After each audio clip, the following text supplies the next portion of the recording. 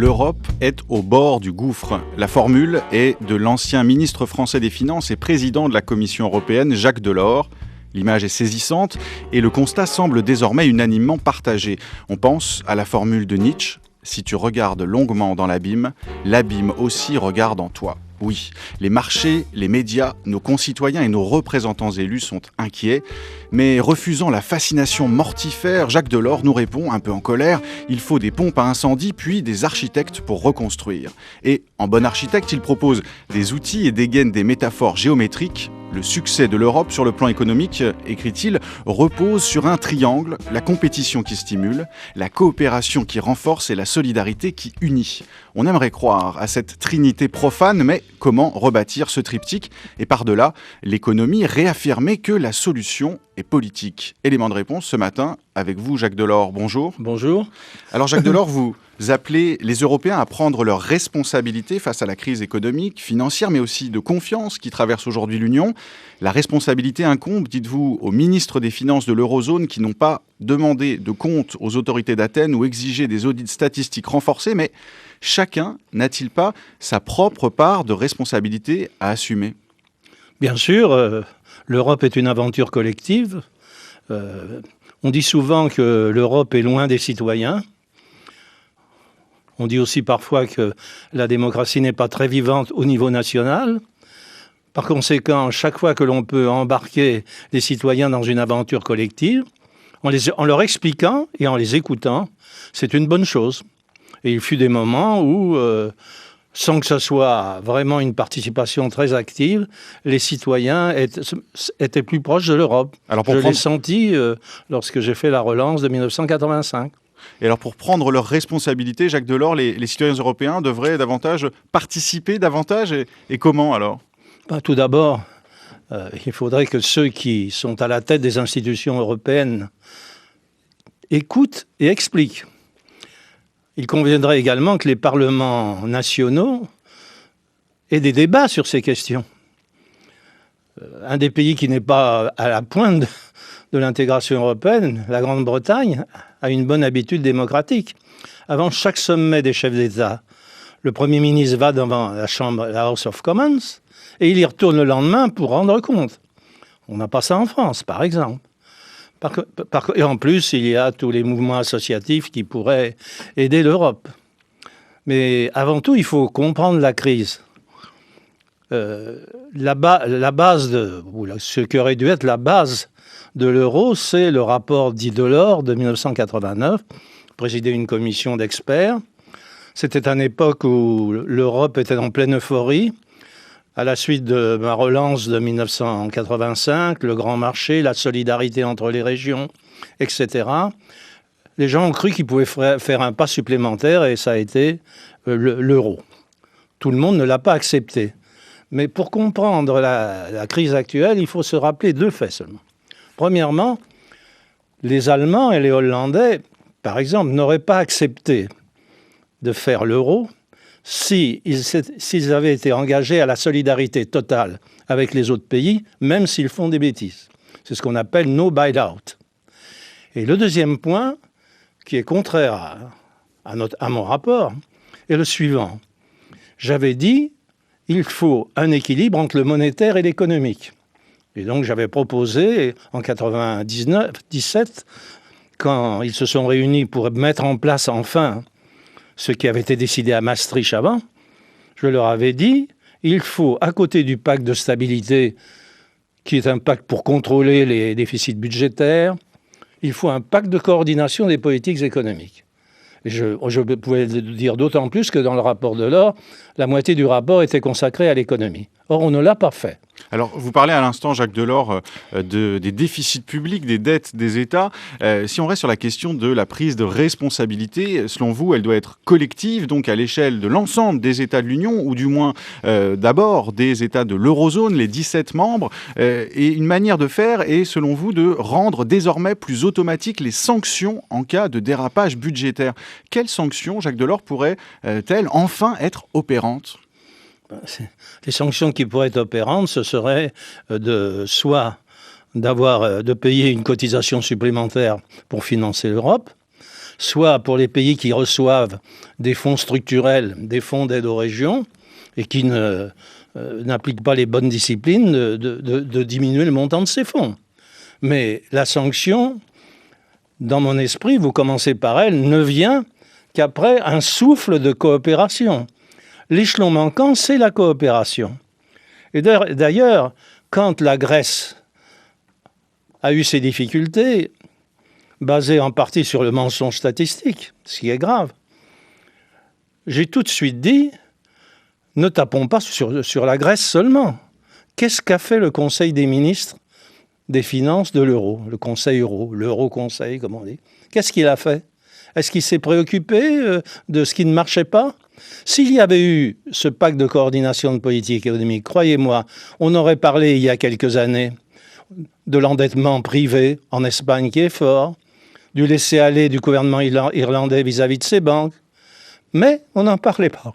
Donc ce Conseil des ministres des Finances de l'euro, on aurait dit que les ministres se ménageaient entre eux. La preuve, c'est qu'en 2004 et 2005, c'est l'Allemagne et la France qui sortaient des clous. Oh là là, on a passé l'éponge au bout d'un moment. Donc, la responsabilité morale, ce qui fait sourire, est aussi une responsabilité politique. Le Conseil de l'euro est responsable de la situation. C'est la raison, depuis le début, je plaide pour qu'il intervienne. Alors, Jacques Delors, on va revenir bien sûr sur ses responsabilités politiques. Vous dites le Conseil de l'euro est responsable.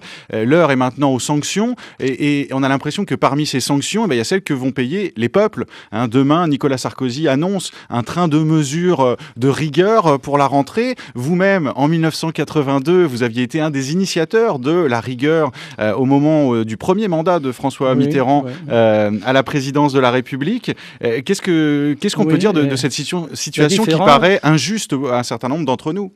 La différence, c'est que moi, je n'ai pas hésité à parler de rigueur dès 1982. Ce n'était pas un vilain mot. D'autres ont parlé de parenthèse. Mais non, comme l'a très bien souligné encore hier Martine Aubry, la rigueur, c'est une attitude constante, une inspiration constante pour les États. Donc, la rigueur, il faut l'appliquer. Mais c'est une inspiration qu'on pourrait dire d'inspiration protestante. C'est pas vraiment la philosophie et la tradition française. Je sais bien, mais les protestants, les mouvements catholiques et protestants ont joué un rôle égal dans la création de l'Europe, dans l'utopie de l'Europe. Robert Schuman était catholique, mais il y a eu aussi beaucoup de protestants. Et c'est d'ailleurs l'alliance des partis sociaux-démocrates et chrétiens-démocrates qui a porté sur les eaux du baptême l'Europe. Et les syndicats chrétiens-démocrates auxquels vous avez contribué. Oui, bien sûr. Donc, il faut bien voir cela. Quand je dis par là, c'est que puisqu'ils sont responsables, ils doivent agir collectivement. Alors, bien entendu, en oubliant pour un moment le buy-out. Alors, comment agir collectivement? Il y a 2 points importants. Premièrement, il faut qu'une partie de la dette soit mutualisée, ce qui veut dire que pour aider les États qui sont en difficulté et qui payent des taux d'intérêt très élevés, on émet des obligations européennes, des euro-obligations, avec des taux d'intérêt qui seront, bien entendu, beaucoup plus faibles, avec une garantie. Ce qui aura un avantage secondaire, c'est que l'euro aura un marché des titres d'État, et donc ça l'aidera à se consolider et à devenir plus attractif. Ça, c'est le premier point essentiel. Mais il ne fait pas l'unanimité, Jacques Delors, parce que si on regarde la une de la presse économique d'aujourd'hui, on voit bien que, par exemple, l'Allemagne est très réticente concernant ces eurobonds, ces bons, ces obligations européennes. J'irai à Berlin m'expliquer le 2 septembre pour leur montrer avantages et inconvénients pour eux. Bien sûr, le taux d'intérêt pour eux augmentera un peu. Mais quand on fait le compte général, je pense que c'est win-win, c'est gagnant-gagnant. Ça, c'est le premier point. Et le second, qui est aussi important, c'est que puisqu'on oblige les Grecs, enfin, puisqu'ils sont obligés, les Grecs, les autres, à pratiquer de la rigueur, et puisque trop de rigueur diminue les capacités de croissance, et par conséquent enfonce davantage le pays, la Grèce, moins 4%. Bon, comment voulez-vous qu'ils s'en sortent? Ma deuxième formule est simple. Aux États, la rigueur, à l'Union, la relance. Et donc l'Union devrait faire un emprunt, non pas pour payer les dettes, mais un emprunt qui permette de soutenir les dépenses d'avenir dans tous les pays et qui donnerait un confort davantage à la croissance. Donc ça, c'est aussi important. Les deux responsabilités de l'Union sont simples, de l'Union économique et monétaire. Premièrement, mutualiser une partie de la dette raisonnablement, progressivement, et en second lieu, fournir aux États des possibilités de soutenir la croissance avec les dépenses d'avenir. Alors on va revenir sur ces projets d'avenir et ces propositions que vous faites à l'échelle des États et à l'échelle de l'Union, Jacques Delors. Je vous propose d'écouter pour l'instant quelques notes et quelques paroles d'un chanteur qui n'a rien d'européen, Leonard Cohen.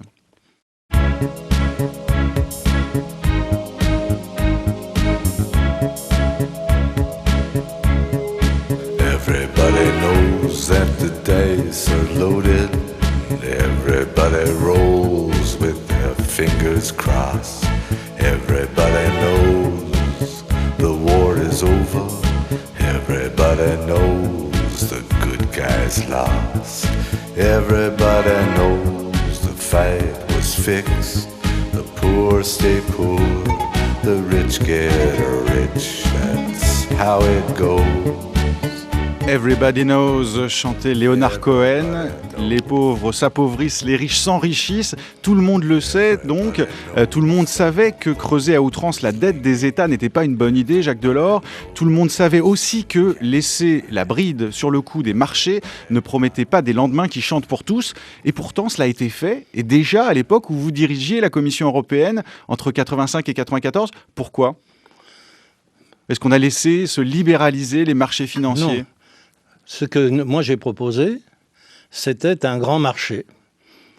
Un grand marché qui stimule la compétition, qui stimule les économies, mais accompagné d'un encadrement social par la négociation sociale qui a toujours fonctionné au niveau européen pour la première fois quand j'étais président, et aussi avec les fonds de solidarité, les fonds structurels.